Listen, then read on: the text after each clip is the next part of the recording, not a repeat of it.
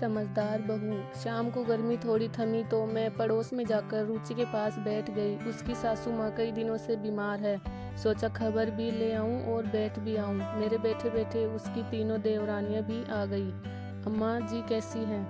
शिष्टाचार बस पूछ कर इत्मीनान से चाय पानी पीने लगी। फिर एक एक करके अम्मा जी की बातें होने लगी, सिर्फ शिकायतें। जब मैं आई तो अम्मा जी ने ऐसा कहा वैसा कहा, ये किया वो किया। आधा घंटे बाद सब यह कहकर चली गई कि उन्होंने शाम का खाना बनाना है। बच्चे इंतजार कर रहे हैं। कोई भी अम्मा जी के कमरे तक भी न गया। उनके जाने के बाद मैं रुचि से पूछ बैठी, रुचि अम्मा जी आज 1 साल से बीमार है और तेरे ही पास है। तेरे मन में नहीं आता कि कोई और भी रखे या इनका काम करे? माँ तो सबकी है। उसका उत्तर सुनकर मैं तो जड़ सी हो गई। वह बोली, बहन जी मेरी सास 7 बच्चों की माँ है। अपने बच्चों को पालने में, उनको अच्छी जिंदगी देने में कभी भी अपने सुख की परवाह नहीं की। सबकी अच्छी तरह से परवरिश की।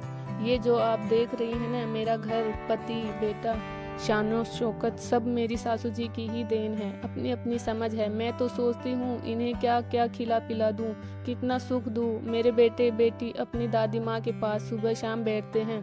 उन्हें देखकर वो मुस्कुराती है और कमजोर हाथों से वो उनका माथा, चेहरा और शरीर सहलाकर उन्हें जी भरकर दुआएं देती है।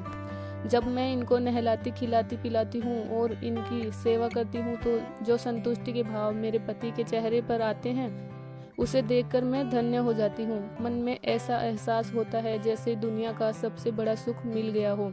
और फिर वह बड़े ही उत्साह से बोली, एक बात और है, ये जहाँ भी रहेंगी घर में खुशहाली ही रहेगी। ये तो मेरा तीसरा बच्चा बन चुकी है। और ये कहकर वो सुबक सुबक कर रो पड़ी।